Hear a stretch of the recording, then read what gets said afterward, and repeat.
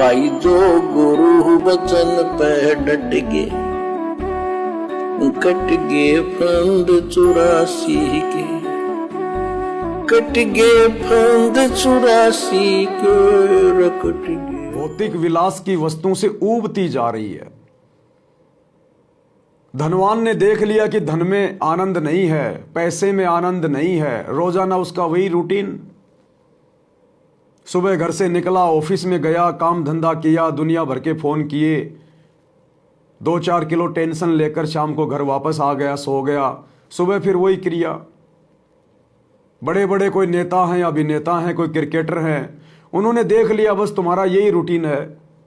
सुबह जल्दी उठो, अपनी प्रैक्टिस करो, दिन में बाजार में निकलो, लोग तुम्हारी फोटोएं लेंगे, वापस घर पे आओ, खाओ पियो, सो जाओ। तो पैसे वाले को पैसे में आनंद नजर नहीं आ रहा, धनवान को धन में नजर नहीं आ रहा। फिल्म बनाने वालों को अब उस पैसे में भी आनंद नहीं आ रहा। राजनेता राजनीति से ऊबते जा रहे हैं। आम आदमी तो बेचारा वैसे दुखी, क्योंकि ये भक्ति युग है। अब आत्माओं के जो पुण्य हैं वो धीरे धीरे समाप्त होते जा रहे हैं। पाप कर्मों का ढेर लगा हुआ है। पाप कर्मों के कारण परेशानियां बढ़ेंगी, चिंताएं उभरेंगी, मन नहीं लगेगा यहां पर, क्योंकि आत्मा ऊब चुकी है, दुखी हो चुकी है इस संसार से। अब भाई और बहनों, जो काल है वो दोनों तरफ से आत्मा को मारता है, दोनों तरफ से। शुरुआत में जब ये आत्मा परमात्मा की तरफ दौड़ती है तो इसने जगह जगह पर अपने एजेंट बैठा रखे हैं, नकली धर्म गुरु पैदा कर रखे हैं। गांव गांव में वेद हाथ में लेकर घूमेंगे, गीता जी का हवाला देंगे, ज्ञान आपको बिल्कुल उल्टा देंगे। वेद पढ़े पर भेद न जाने, ये बातें पुराण 18, और पत्थर की पूजा करें भूल गए सृजनहारा। अब जब ये आत्मा इन सब चीजों से परेशान हो चुकी है, दुखी हो चुकी है, इसको भगवान नहीं मिला, भगवान का रास्ता नहीं मिला, कोई ऐसा संत नहीं मिला, भक्ति करते करते भी दुनिया दुखी है। हिंदू मंदिरों में जाते हैं लेकिन वो दुखी है, परेशान है। मुसलमान मस्जिद में जाता है, नमाज करता है, रोजे करता है, लेकिन महादुखी है। इसी प्रकार ईसाई और जो है सिखों की हालत है। हर धर्म के हर मानने वालों की यही हालत है, क्योंकि उन्होंने मंदिरों में अपना माथा फोड़ फोड़ के देख लिया, मुसलमानों ने मस्जिदों में सिजदा कर करके देख लिया। ना किसी अल्लाह के दीदार हो रहे, ना कुछ हो रहा, उल्टा भूत प्रेत परेशान कर रहे हैं।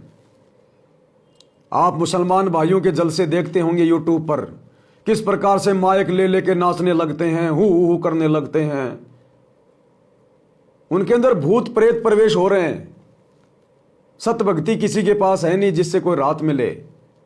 और ये पत्थर पूजने से, मंदिर मस्जिद पूजने से, ये पत्थर पूजना है, इससे अल्लाह नहीं मिल सकता, परमात्मा नहीं मिल सकता। उसके मिलने की विधि कोई और है, वो खुद ही आके बताता है। इस बात का हमें जानकारी नहीं था, हमारे धर्मगुरुओं ने हमारे को नहीं बताई, क्योंकि उनको खुद को नहीं पता था। तो कहने का मतलब है, अब ये आत्मा इस संसार से धीरे धीरे धीरे धीरे ऊबती जा रही है, दुखी होती जा रही है। तभी तो आए दिन लोग फांसी खा खा के मर रहे हैं, आत्महत्या करके मर रहे हैं, जहर पी के मर रहे हैं, सुसाइड कर रहे हैं। जबकि ये मनुष्य शरीर तो सबसे उत्तम है, इसमें हम जो चाहे सो कर सकते हैं, जो मर्जी खाना पीना कर सकते हैं, घूमना फिरना हो जाता है, अपनी दुख तकलीफ किसी के साथ में शेयर कर सकते हैं। जानवरों को तो एक भी सुविधा उपलब्ध नहीं है, फिर भी इंसान सुसाइड कर रहा है, निराशा में जा रहा है, लोगों को माइग्रेन हो रहा है, आदमी एकांत में रहना पसंद कर रहा है। ये सब कुछ क्यों? क्योंकि ये भक्ति युग शुरू हो चुका है। ये आत्मा जिस चीज के लिए युगों युगों से तड़प रही है, परमात्मा, अपना घर, अपना पिता, जिसको छोड़ के हम यहां के राजा शैतान के साथ में, काल के साथ में आ चुके हैं। अब इस समय हर व्यक्ति उस परम सत्ता की खोज में आगे बढ़ेगा। आने वाले समय में आपको टीवी चैनलों पर डिबेट में भी यही सब कुछ देखने सुनने को मिलेगा, परमात्मा की चर्चा, भगवान की चर्चा। अब ऐसे में होगा क्या आगे? ये चीज समझने की है। अब ये काल फिर से हम लोगों को भुलाने का प्रयास करेगा। अब इसको पता चल गया कि ये चौथा युग कलयुग आ गया, परमात्मा धरती पे आया हुआ है, गुप्त रूप में संत रूप में अपना कार्य कर रहा है, आत्माओं को मेरे लोक से बाहर निकालने का प्रयास कर रहा है, और आत्माएं भी उसके साथ में जाने का प्रयास करेंगी। अब ये क्या करेगा? जो सोशल मीडिया हमें परमात्मा ने दी है, अब ये सोशल मीडिया का दुरुपयोग करवाएगा। अब ये कुछ आत्माओं को आधा अधूरा ज्ञान देके, खिचड़ी ज्ञान देके, जैसे ब्रह्मा जी ने ओम नाम तो ले लिया वेदों से और तप ले लिया इस काल की आकाशवाणी से, और खिचड़ी ज्ञान बनाकर अपने वंशजों को दे दिया। उसके वंशजों ने आगे ये ज्ञान ब्राह्मणों को दे दिया, ब्राह्मणों ने समाज में उतार दिया। इसी प्रकार से अब ये काल तरह तरह के लोग पैदा करेगा जो आधा अधूरा ज्ञान लेके आपको उल्टा सीधा ज्ञान देंगे। कुछ कहेंगे कि मैं परमात्मा हूं, मेरे को परमात्मा मिला है, मैं परमात्मा का काम कर रहा हूं, परमात्मा ने मेरे को निमित्त बनाया है। कुछ लोग सतगुरु रामपाल जी की ज्ञान गंगा को पढ़कर, उनके सत्संग सुनकर, थोड़ा बहुत सृष्टि रचना का ज्ञान लेकर, कुछ जो उनका अपना जो अनुभव है काल के द्वारा दिया गया, उन दोनों को मिक्स करके ये खिचड़ी ज्ञान ये पॉडकास्ट के माध्यम से, वीडियो बना बना के, इंटरव्यू के माध्यम से समाज में पेश करेंगे कि मेरे पास में जो चीज़ है वो दुनिया में किसी के पास नहीं है। मैं जो ज्ञान दे रहा हूं बिल्कुल नया ज्ञान है। परमात्मा की जानकारी केवल मेरे को है। मेरे द्वारा यदि आप ये क्रिया करोगे, ऐसा करोगे तो आपको सुख होगा। आप 1 महीना करके देखिए, 2 महीना आप जी कीजिए।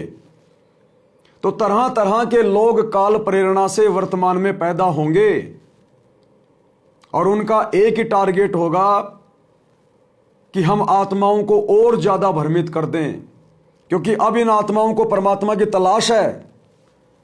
अब ये आत्मा वास्तव में परमात्मा चाहती हैं, सुख चाहती हैं जो यहां पर नहीं है। यहां की हर वस्तु को इन्होंने देख लिया भोग के, यहां किसी चीज में सुख नहीं है।